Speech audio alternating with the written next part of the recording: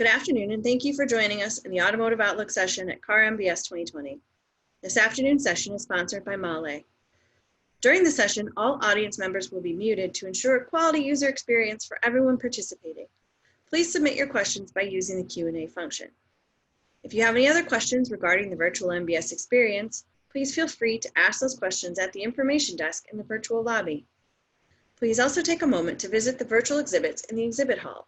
And if you'd like to earn CEU or PDH credits for participating in CAR MBS, please visit our MBS page on our website at www.cargroup.org to access the registration link for CEUs or PDHs.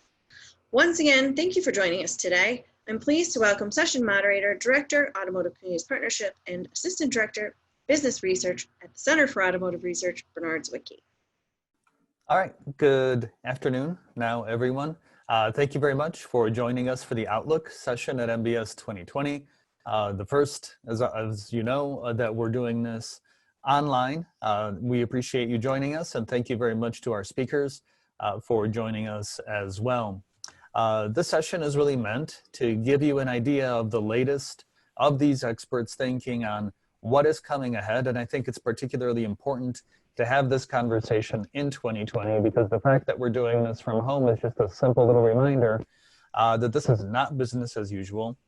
We've had a whole lot of changes to what the situation looks like, what the COVID pandemic is going to do to both vehicle sales and production, as it's a disruption to both of those things, and it definitely impacts the overall economy. So for that conversation, we've got three fabulous speakers today. Each will have a short PowerPoint presentation, and we will follow that with a group Q&A session for the remainder of our time. I'd like to invite you to please submit your questions using the Q&A button on the bottom of your screen, and those will be moderated and presented to our speakers as we go. With that, I'd like to introduce our first speaker, Jeff Schuster from LMC Automotive. Great, thank you, Bernard. And assuming I don't screw this up, we should be good to go here on the transition. Bear with me 1 minute.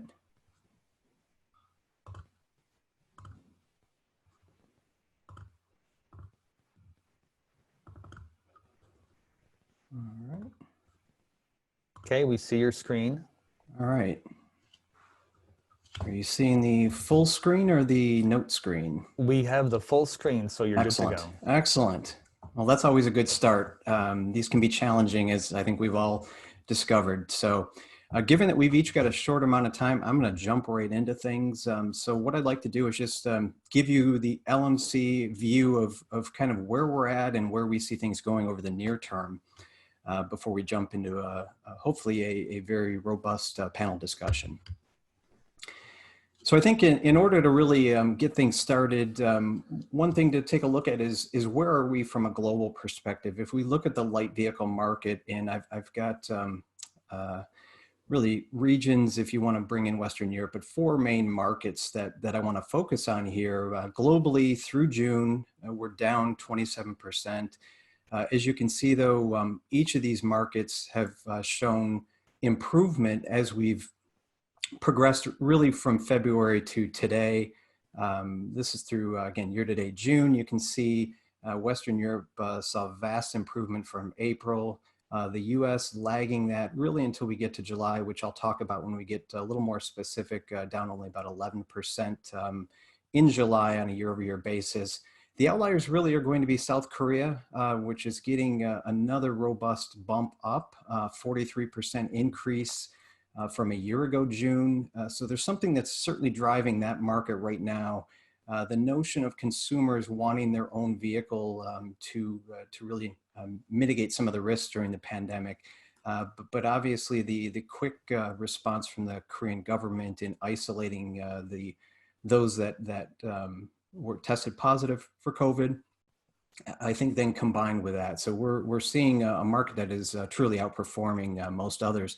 China also getting a pretty strong rebound and a quick rebound from the very low levels of February. You can see almost back to the track that it was on. Now, there were a lot of noise going on in all of these markets. Clearly in China, we've had a market that was down over the last couple of years, working through an inventory correction, as was Western Europe and the US. Still moving in very positive territory, I think, going forward. So if we pull that together and look at what has happened since, really since we had a full assessment of some of the risks and outcome, I think when we look at our forecast for the globe, we were down to about 71 million units. So hovering in a pretty robust decline. We've come off of that low point back in May, as you can see there. It equates to just under 2 million units of an increase. So when we look at the forecast for 2020, so now we're looking at nearly 73 million units. And I think as we progress forward, we're seeing a pretty similar recovery pattern over the next couple of years. So I think the good news is we're coming off of the lows in what we see globally as the bottom of the impact. However, I think when you put it in perspective and look at the forecast relative to where we were expecting the market to be globally ahead of the pandemic, we're going to be cumulatively down nearly 35 million units before this market gets back to the level that it was at, that 90 million unit level where we're expecting in 2023. So again, a significant decline in most global markets. I think the difference when we look at this period versus the Great Recession, we're seeing a much more pronounced decline globally, and that's mainly because of markets in decline like China and other parts of the world that actually were able to get out of the Great Recession without declining. Those markets were growing through that time. When we look at the range, right now, if we look at 2020 and 2021, and this is through a V-shaped recovery as our high point, low point would be an L-shaped recovery. I see our base forecast is not showing up there, but if it were, it would be showing you that there is more downside risk to the forecast this year and next year, and then about a balance risk as we look at 2022. So again, I think we're certainly not out of the woods, but progressing globally. If we shift over to production, we look at our production forecast. You're seeing a similar decline, about a 19%, 72 million unit level. Concentration of that decline, with the exception of the outlier, which is South America, at a nearly 40% drop, is Europe, Asia less China, and then North America, of course, also all three of those markets in that 20% range. The Japan, Korea forecast, which is driving that Asia less China, as well as Europe.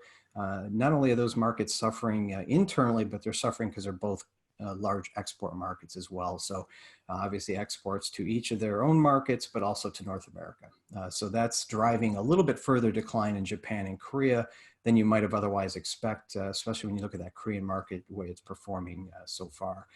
China in line really again with the demand forecast. We see things down about 9% this year.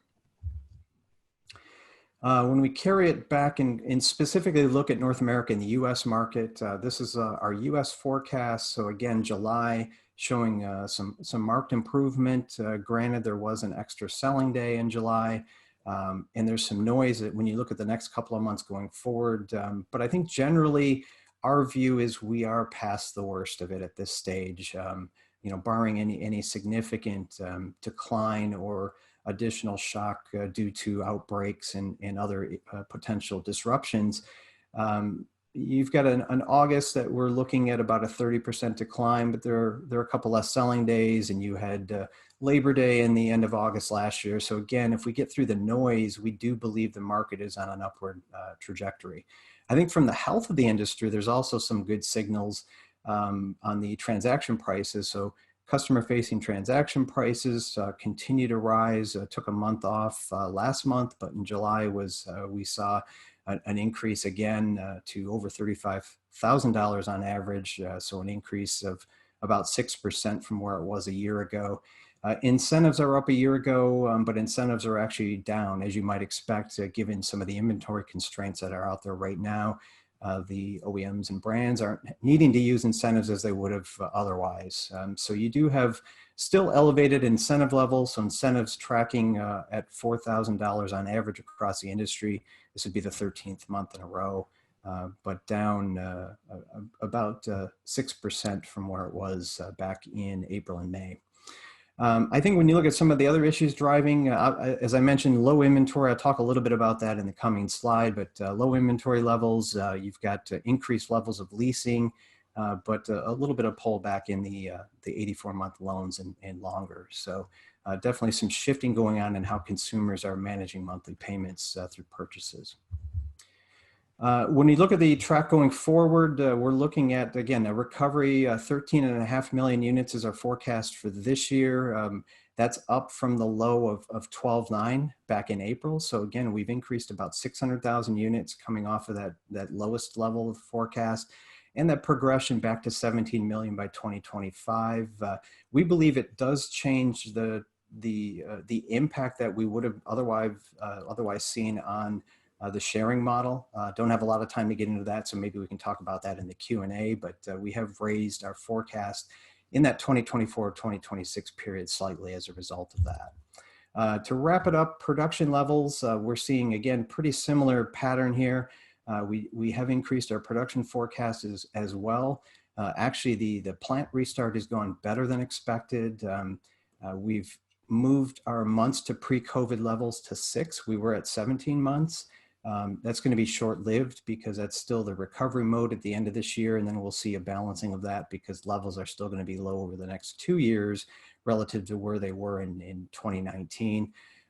Again, still that inventory issue. You've got raw inventory levels extremely low and day supply hovering at about 55 right now. So the risk level for the region, we're putting at a medium to low as we're still trying to get back those production levels lost. And that, I'll go ahead and wrap things up and hand it back to Bernard. Thank you. All right, thank you very much, Jeff. Yeah, that's a heck of a lot of content in a short period of time. So I'm expecting a few questions for you. Mike, why don't we have you take over and show us your presentation. And Jeff, if you could stop sharing your screen. Yep, absolutely. And we will have Mike take over. Yeah, I'll figure that out here. It doesn't want to do that. Bear with me.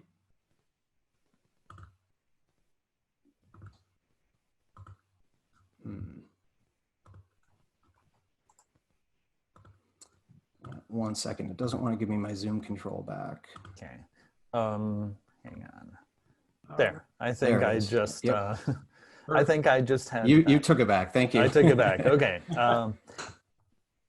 And Mike, yeah, we've got yours coming up. Woohoo. You see my screen? All right. Yes, sir, you just need to go into presentation mode and then you're good. All right, perfect. Excellent. Yeah, and in the spirit of a kind of a quick twist around the world, we'll go around for about 8 minutes or so, kind of touching on some of those similar themes I think that Jeff touched on as well. And I think you are going to see, I think maybe some commonality, but also we'll touch on maybe some nuances within our forecast as well. We have seen, I think similar to kind of what Jeff was alluding to, some what we've kind of deemed here or dubbed here cautious upgrades here recently. I mean, we have seen some green shoots, whatever euphemism you want to put out there, with some of the more recent data, June and even going into July. Some of the performance in different markets, certainly the U.S. comes to mind, but even in China, as Jeff referenced. But here, I illustrate a slide, very similar in terms of where we were in January versus July, and this really does set up the discussion around how fundamentally different this contraction is versus 08, 09. I know there are a lot of folks on the line that are, long in the tooth in this business and certainly can vividly remember 08, 09 and this sort of protracted March as a downturn, but it really was it was a downturn for certain markets, not all markets. You flash forward to now, and this virus obviously has impacted all markets to some degree, and obviously that's represented here with us taking out almost 18 million units from our forecast, from our January forecast. Now, right now in 2020, we're sitting at 71 million units global light vehicle sales, and obviously the tail of the tape by major markets, China, US, and West Europe, Central Europe. In terms of order, obviously China first in, first out. They're starting to kind of emerge from that, certainly sooner rather than later, with US not far behind realistically. And it's somewhat confounding as somebody who, and I think that's all three of us, avidly and voraciously look at data and look at past trends and past recessions. This market's behaving differently this time around. And we could argue, are we stretching things because we've got extended unemployment benefits, that maybe that's helping even the used vehicle market. Obviously, we don't have a credit crisis that we saw in 08, 09, but that's, I think, muddying the waters somewhat. Are we depleting pent-up demand, or are we maybe pulling ahead some demand in certain markets? So these are some things that we're kind of thinking about as well. Our U.S. light vehicle sales settings around 13.3. I think there is some light upside to that, especially with the July numbers that we saw here recently. And then Western Europe, Central Europe, we've got some key markets in Western Europe in particular that are putting out some pretty robust stimulus measures to try to stimulate demand. And I think we'll see some of that in the offing as well. From a production standpoint, obviously year over year this year, it's ugly, down about 22%. In the tail of the tape, it's all red, of course. Obviously the European forecast down about 5.3 million units. Can't emphasize this enough when you look at North America down about 3.7 million. Just remember in January, we were forecasting about a 200,000 unit increase in production this year. This was the year we make up for some of that GM strike and some additional localization. So obviously suppliers and automakers alike have had to course correct rather significantly. South Asia, with India in particular, obviously taking a hit this year, and obviously Greater China. And the Greater China contraction is certainly doubly worse in the fact that we've had a couple years where China's been in corrective mode as well. Now that we're starting to see some improvement, though. So that's, again, the good news there. Flash forward to next year, we do expect about 9.6 million units of growth or so, which sounds great, but just realize it's not returning back to we're not expecting a return to 2019 volumes probably until 2023, 2024. And really the growth next year is going to be spread out amongst regions, but obviously US, Europe, and certainly Greater China as well are three big benefactors on that front. Now, talking about the US market, I like to include scenarios here as well, and we're certainly big fans of that, especially when you've got so many different variables that are impacting the industry, whether it be from a demand perspective or even sprinkle in supply when it comes to the production side. But here we look at our US light vehicle sales forecast, and right now we're sitting at 13.3 million units again for this year in 2020. And like I said, I think there is some upside to that. Again, we can debate whether that might be pulling ahead some from 2020 or 2021, or again fulfilling some of that pent-up demand.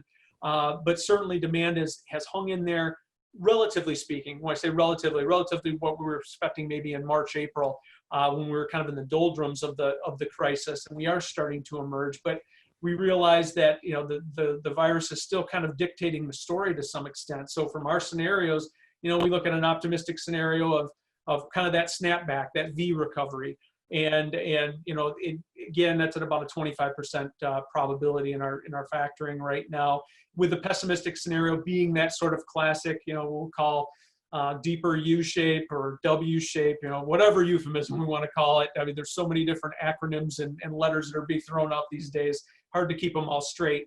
But that is something that we're also very much focused on and watching to see to what extent, we're watching closely these case counts that are growing, and hopefully they're stabilizing. I mean, again, it's one of those things, given the lag between when we see the cases and when they kind of materialize and really starting to impact, we have to be mindful of that. But certainly in the US South and some of those key markets that are still some pretty prolific vehicle sales markets as well. So those are certainly top of mind in referencing and framing our pessimistic scenario, as well as we're thinking about near-term demand in the market.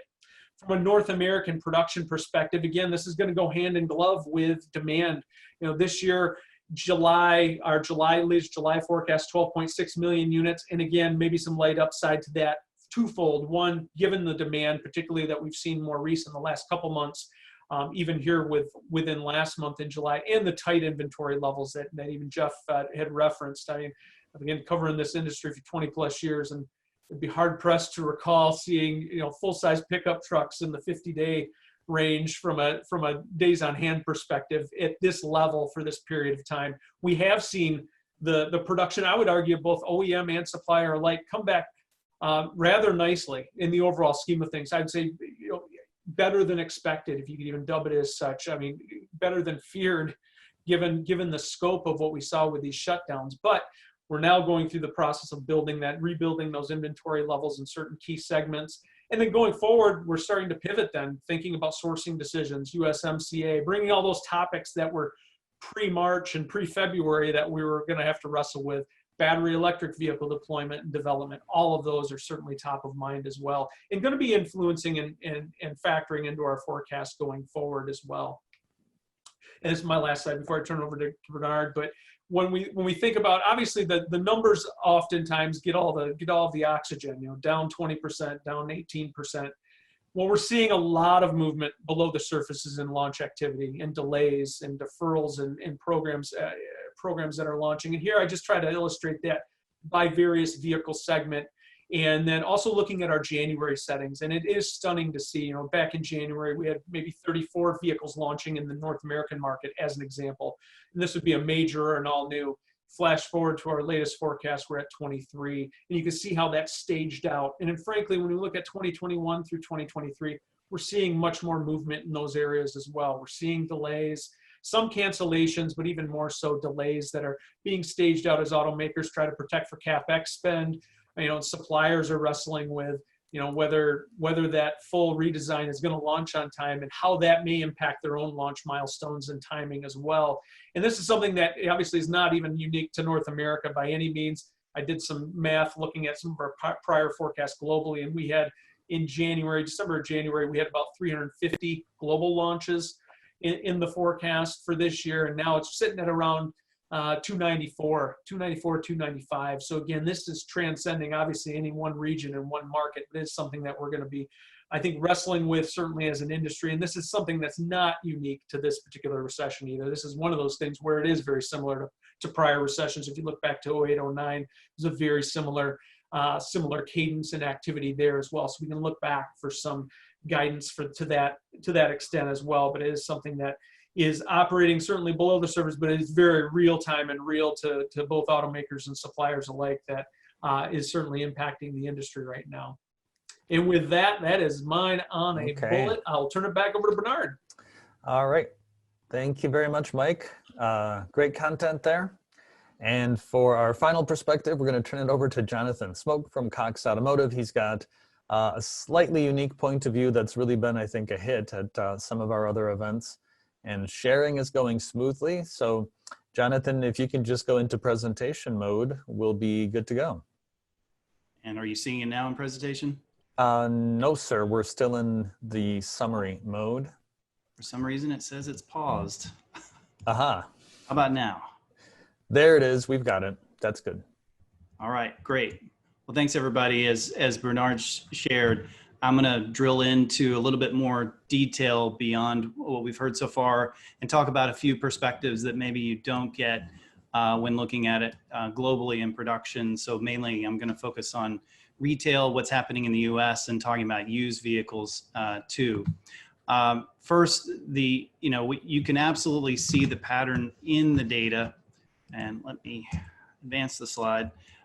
Where this V recovery exists. But the data that I'm showing here is from a same-store methodology showing daily retail sales as they proceeded so far this year relative to last year. And what we saw was a really strong recovery that really started at the beginning of April. But if you drilled into the data, what you would see was that we had markets at varying stage of recovery. And so at first we only had a handful of markets recovering. Then by June, that was really when we hit the kind of best performance I believe we've had all year from a market perspective, because at that point, about 70% of the markets were selling more vehicles, both new and used retail, than they did the same time back in 2019. But you can see it's gotten bumpier since, and there's some noise in the data when you make comparisons. One, when we're doing a same-store methodology, we're explicitly choosing about 1,200 rooftops around the country. And when trends are not consistent around the country, like we've been seeing with COVID-19, for example, you can really have some weird comparisons revealing the data. But what I believe is we're starting to see declining momentum. July did end up delivering improvement in both new and used as we estimate them over the month of June. But I really think what we achieved in July may be difficult to maintain because of some of the other underlying trends that we'll talk about. Most notably, we've already talked about new vehicle supply, but you may not be used to looking at used supply. This is a chart that we've been sharing by week where we're looking at wholesale supply in the used market as well as retail supply. And we had a massive amount of supply that created opportunities for dealers back, especially in April and May. But as sales have recovered, we've really seen that supply come down. So that wholesale supply is now back to normal at 23 days, and retail supply is actually below normal now. In the used market, we're now, as of yesterday, at 35 days of supply, when typically about 45 days is more normal. And as you might guess, and very similar to what Jeff shared earlier with regards to retail prices on the new vehicle side, we are seeing unprecedented increases in used vehicle prices, both at the retail side and on the wholesale. What I'm showing here is model year 2017 only, because the used market has an enormous range of vehicles being sold. And when you show simple averages, it's really tough to see clear times of decline and clear times of appreciation.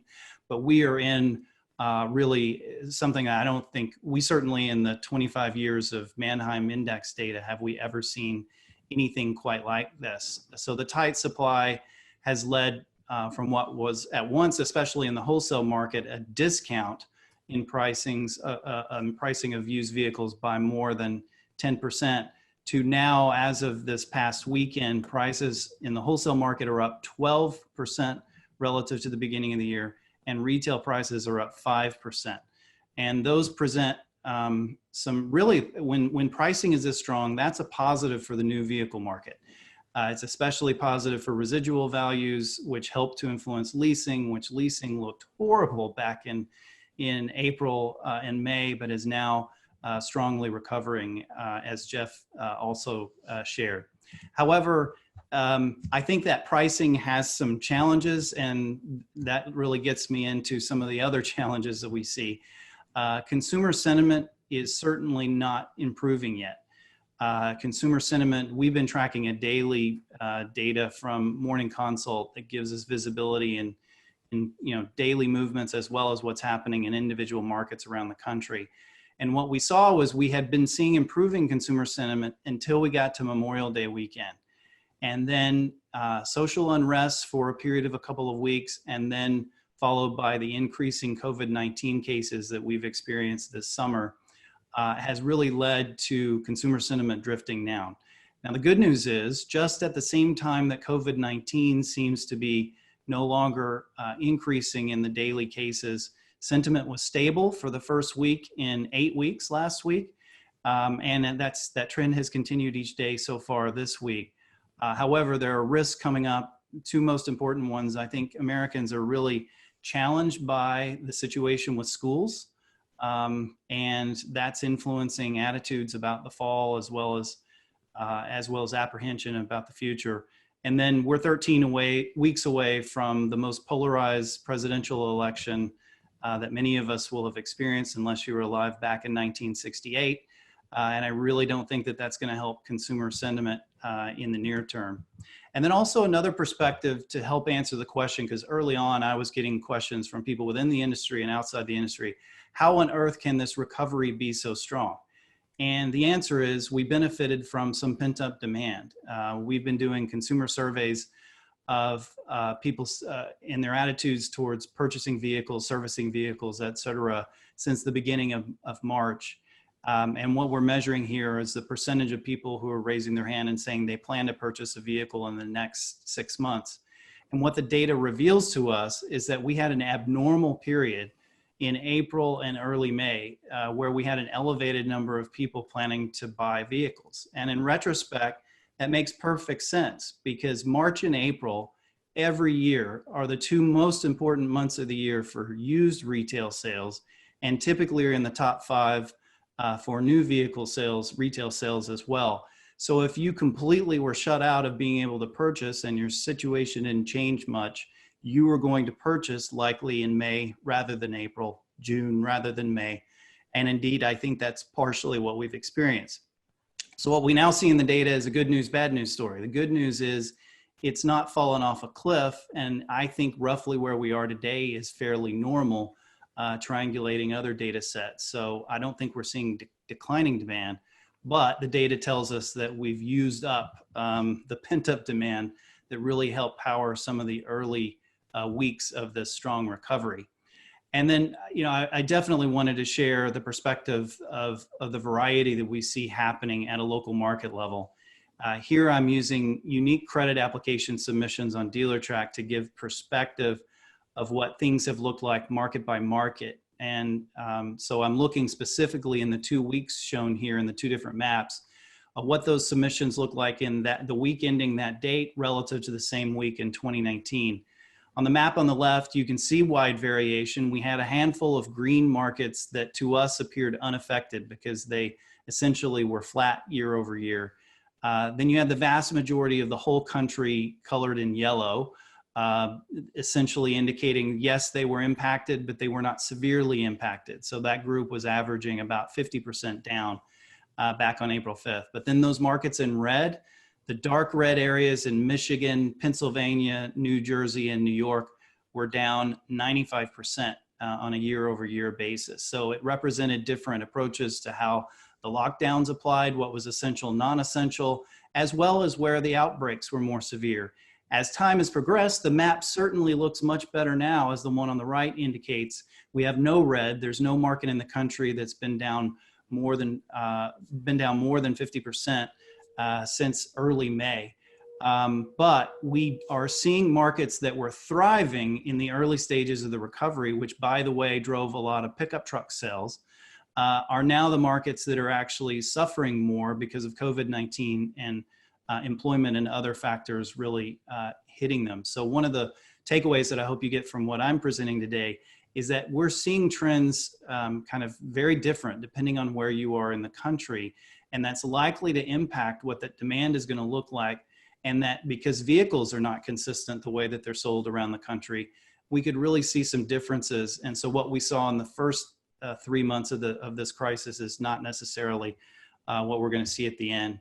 And then finally, just as a takeaway, I wanted to share our latest forecasts. Like everyone, we're having to update this data at least every month. The good news is the numbers keep getting slightly better than the previous month, and they're way better than they were back in March and April. And I'm actually shocked that for the first time in a while, our new vehicle forecast is actually lower than my fellow panelists today. But with that, I'll hand it back to you, Bernard, so we can start the Q&A. Got it. All right, stopping your screen sharing, Jonathan, and here we are. And before we hit the first of the Q&A, Jonathan, I'm curious, that regional data that you just showed, do you have that just for the US, or is that also available for Canada and other countries? Just the US at this point. The US. It kind of represents the platforms we have access to, yeah. Got it. Okay, thank you. All right, Jeff, we have not heard from you the longest, so I think I'll start with you for the first question. But I'd also like Mike and Jonathan to weigh in because I think this is a good one for everyone. But when this crisis hit, it affected China obviously first, and their initial month's sales were down 80%. And when it hit the US, we weren't down by nearly those levels. And so the question is, are you surprised by the performance of autos since the start of the pandemic? And are your expectations sort of changed by the fact that maybe the consumer isn't reacting as negatively as the numbers might suggest that they would? Yeah, and thank you, Bernard. I think Jonathan brought up some very good points on as to why that might be happening.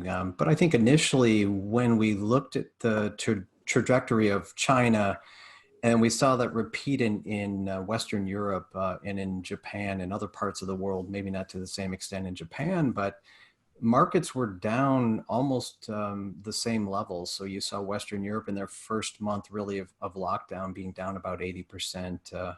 India, as an example, had zero sales in a month and zero production. Again, I don't think we've ever seen anything like that. So it was a bit surprising. I think despite some of the positives and some of the pent-up issues that we're seeing now.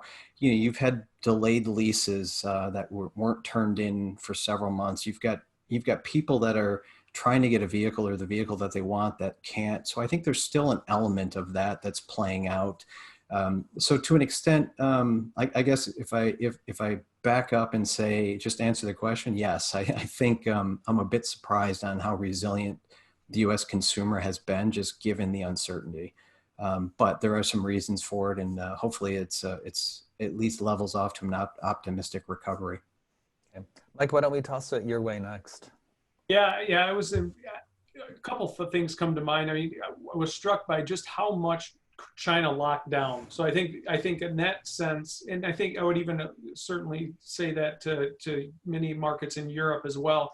And I think that certainly did contribute to that stunning fall off that we saw. Whereas in the U.S., it was kind of a state by state thing. And in some states, I think very few states went to a complete and utter lockdown in terms of actually selling vehicles. Yeah, we had some dealers go to online only, and I'm struck by the resiliency of the dealership space and how they have been able to kind of pivot. And, you know, I've talked to dealers that would have never gone into an all online mode or would never have thought they'd have been prepared for it. But guess what? When you have to do it, you have to do it. And so in that sense, in terms of the ability to sell, I was a bit surprised and I guess pleasantly surprised in that sense. I kind of shared where Jeff's coming from on the consumer side, that if you were to ask me, we're sitting at what level of unemployment we're at now with the GDP environment right now, would I have thought we'd see this kind of response from the consumer base?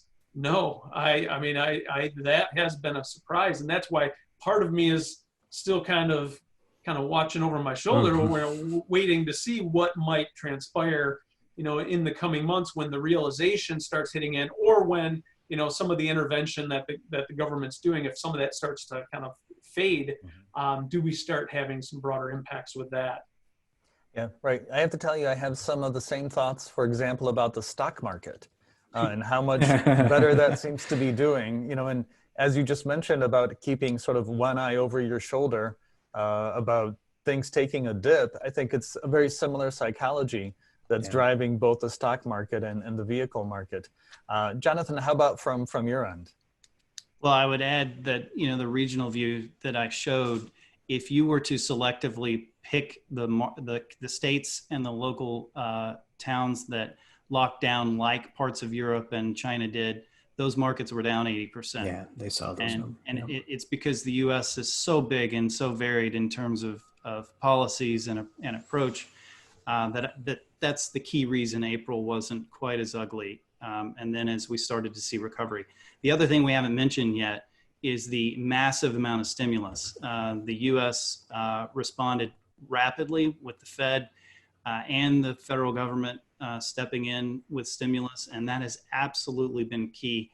Almost the exact time that the used market started to recover was literally the week that accounts started to receive the stimulus check payments. And we still have opportunity there, that even though that money has been dispersed, there's been a rise in savings accounts at commercial banks of $1.6 trillion since the end of February. So there's a lot of money waiting to be spent still that I think presents opportunity, but we also have this scenario now with 11+% unemployment and benefits, extended benefits expiring, that people are going to have to start spending some of that money just to pay the regular bills. So we've got risks to the downside as well as possible upside. Right. No, Jonathan, thank you for mentioning the stimulus. And I think it also brings up a good question for Jeff and Mike, maybe Jeff, you first.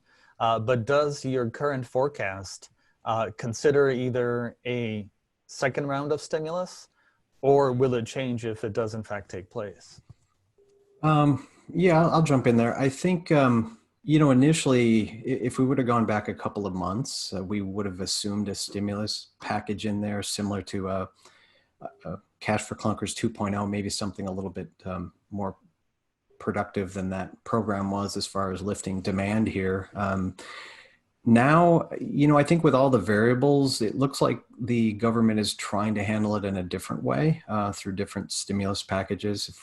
I know the debate is happening right now if we'll see what round 2 looks like of the stimulus. We still are kind of holding out the possibility of that, but right now it's not in our base case forecast.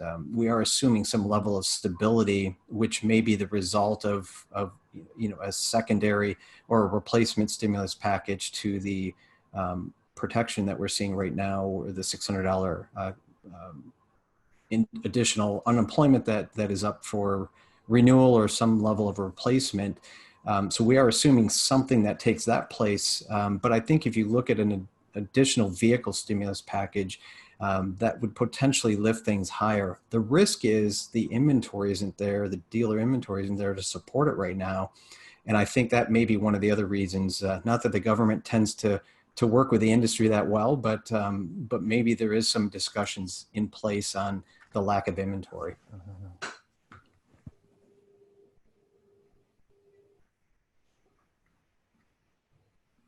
And I'd chime in too. Yeah, we in our base case does not reflect a fundamental vehicle stimulus program. We do have it in our optimistic case scenario, though. And to Jeff's point, would it look like a cash for clunkers 2.0? Probably not. Given the nature of that program. But something that's akin to stimulating, but it's more in our optimistic scenario as opposed to our baseline. Got it. Okay. And apologies, I think I experienced a little bit of an internet problem there a second ago, so hopefully that's not going to come up again. We've got a great question here that I think is very much akin to the present day and age, which is so much of the world is working from home. And that's really reduced vehicle miles traveled. Vehicles are not wearing out as quickly. And is that impacting your long-term expectations for vehicle sales? And Jonathan, it's been the longest since we've heard from you. Why don't we get your thoughts on that one first? Yeah, this is what we're all thinking about and trying to figure out how to measure and forecast. But we definitely believe that vehicle usage, vehicle ownership, miles traveled are all changing in this dynamic. And it's not clear exactly how long that will last and to what degree it will change.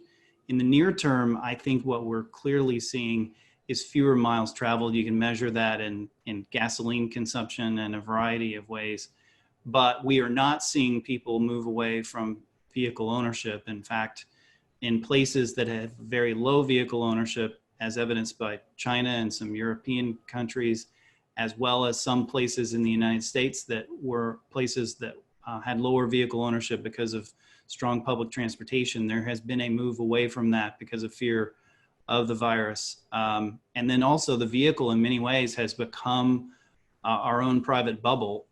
So, there were high school graduations that were car parades. There were churches meeting in drive-up movie theaters. There's all kinds of things that are actually more vehicle dependent than any of us could have imagined. Yes, I think the miles traveled are going to elongate how long our vehicles last. It's likely to have an impact on used vehicle values for the better, because a significant amount of the typical depreciation that occurs in a vehicle is a simple function of wear and tear and mileage. And if there is very little mileage and lower wear and tear, those vehicles are going to last longer. So I think eventually there's going to be a bit of a reckoning with regards to the normal demand that comes from scrappage. But at the same time, I think we've got marginal lift from people who are focusing on the vehicle as something that they didn't have previously, or rethinking their use case for the vehicle and ending up with a vehicle that gives them more flexibility. So more pickup trucks, more larger SUVs, when you're no longer worrying about a commute 2 ways each day is the principal way you're generating mileage. Got it. Jeff, how about you? Yeah, I would agree with what Jonathan said. I think maybe in the midterm, next 2 to 3 years, there could be some risk associated with that as people reevaluate. But it really is going to depend on what happens with this virus and vaccine and how people behave in a post-vaccine environment. I think as you look at the longer term, and I suggested some of this during my presentation, but our view is, I think, and this probably plays out with the vaccine as well, but I think there is a longing impact on the shared model. Certainly movement into vehicle sharing, at least publicly, I think is going to be less than it might have been otherwise, or at least this pushes it out a little bit, especially if you're looking at level 4 and level 5 autonomous sharing. So I think there could be some upside in the long-term forecast, at least until that model plays itself out. So we have delayed some of the implications on the shared and autonomous driving model on our top line forecast by about 3 years. So I think there is some movement there, but I think, you've got some positive and negatives as far as on the overall volume, and I think they potentially wash each other out, because I think there is a greater interest in ownership, in using your vehicle for a lot of different purposes, just not driving as much as previous.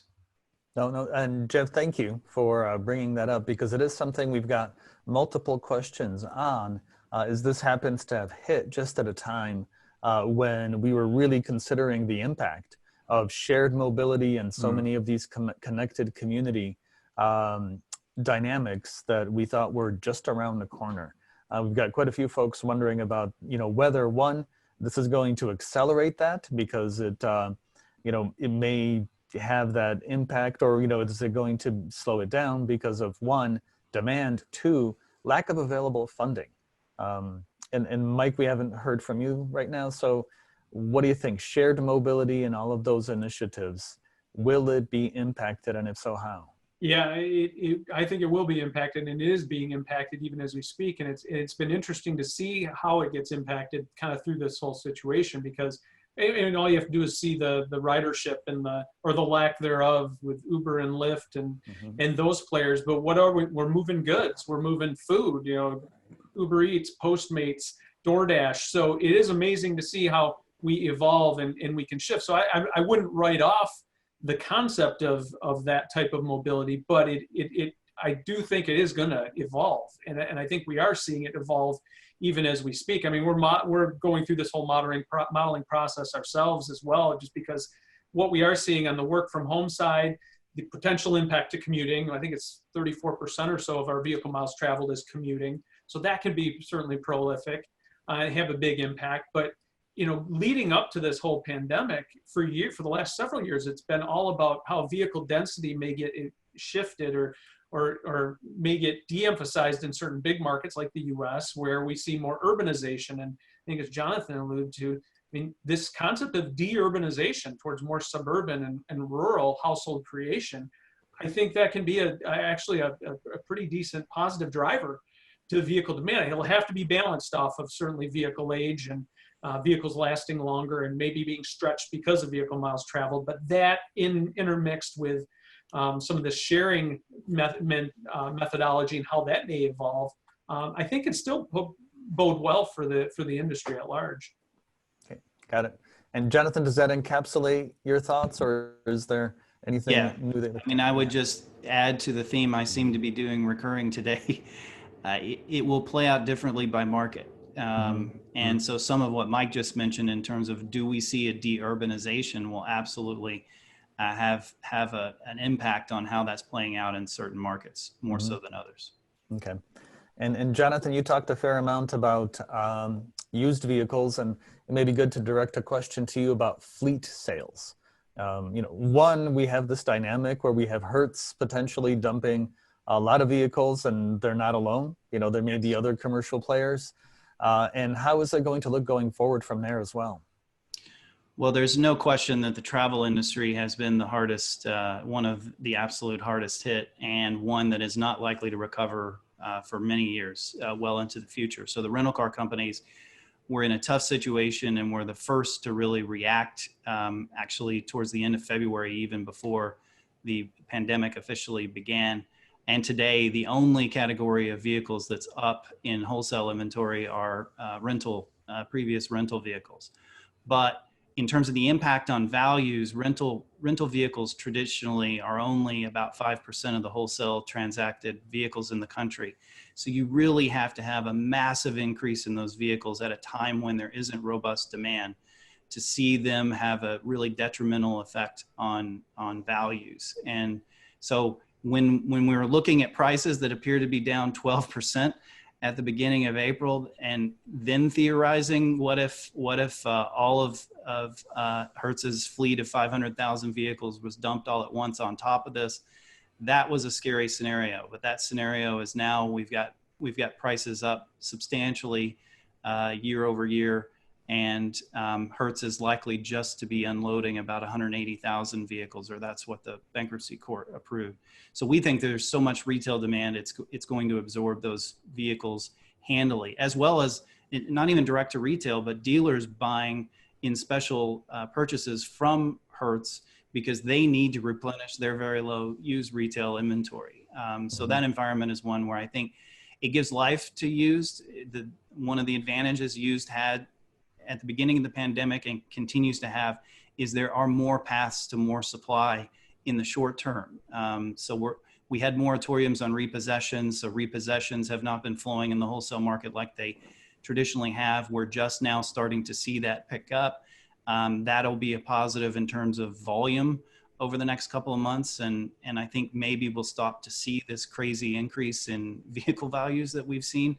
But I think the demand and supply is going to be relatively more balanced in the used vehicle market in the next couple of months. Okay. All right. Thank you.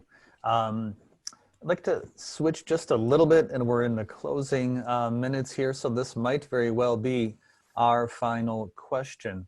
But vehicle segments, we've got multiple questions about vehicle segments, and they range from, how much is the situation helped because financially we have higher transaction values on pickups and utility vehicles that consumers seem to be favoring.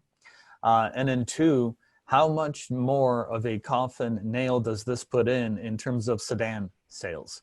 Especially if folks, are not going to be commuting as much, they're going to want potentially a more capable vehicle. Is this really where we see people truly get away from sedan sales? Although I will say before we get into that question, a few months ago, I came across a column that I wrote on the death of the sedan, and that column was from 2006. So this is a death that we have been talking about now for a very long time, but did this put us over the edge? Mike, why don't we start with you on that one? Yeah, I mean, it has been a death march. I mean, that's a fair statement, and I do think, I mean, this is just it is another nail. In the observations around, if we do see the vehicle miles traveled evolve away from commuting, I can speak from personal experience. Suddenly these larger vehicle sets, if I'm not driving across the state as often, I'm not caring as much about fuel economy, or maybe not caring as much about the vehicle profile, and I may stretch out and get into something that's maybe a little more fun to drive, as it were. And I do think that does tend to lead itself towards more of these utility vehicles, or vehicles that are of that type, pickup trucks and the like. I think we're going to see continued migration on it. The one thing I would comment on that, in addition though, and this is probably even more so for the suppliers in the room, the proliferation of crossovers is off the charts. Volumes are, I think we are going to see volume per nameplate come under increasing pressure, downward pressure, so more volatility, and so that's where just planning and having a visibility around those volumes are going to be ever more important, because it'd be hard pressed to develop an analogs to just the sheer amount of model proliferation on that front, but it's where the demand is, and so I get it. But boy, there's a lot of product coming down the pipe, and again, it is to the detriment of traditional sedans in this case, for sure. Right. And Jonathan, I'm curious if the data even allows for this to be answered, but that really nifty pricing information that you showed, are sedans and utilities and pickups, how much of a different impact are you seeing in that, if in fact the data is available that way? Well, in the used prices, actually, it's across the board increases, and it's relatively the same in the new vehicle market, just not quite as pronounced in the near term. I will say that while on the one hand, I do think for a lot of Americans, they're thinking exactly the way Mike just described. But I do think that there are segments that actually prefer the sedan. And so I would never say we're at the death of the sedan. And actually the early July numbers indicate that cars had their first slight increase in share for the first time in I don't know how many years that we've been witnessing this decline. And so don't miss the fact that older and younger people, which are significant population pools of people who buy vehicles, the millennial generation and Generation Z is way bigger than those of us that are on this call, if I'm guessing correctly. And don't forget that credit plays a role. And the credit profile of who's buying sedans relative to especially larger SUVs and pickup trucks is decidedly, oriented towards those younger people that will likely be buying more vehicles. So I think there's a role for the sedan. It needs to be, it clearly cost is an important variable there. And that's why some manufacturers are not well positioned to excel at that. But I think you're going to see strength from those who are able to provide those price points. Well, thank you. And gentlemen, we are past our time point, so unfortunately we do have to stop the conversation, although I know we could keep going and there's some great questions that we could still still talk about. With that, I would like to say thank you to all of our viewers for tuning in. And panelists, Jonathan, Mike, Jeff, fantastic job as always. We really appreciate you being a part of this. And everyone, please have a great rest of your day. Thank you. Thanks, guys. Thanks. Bye, everyone.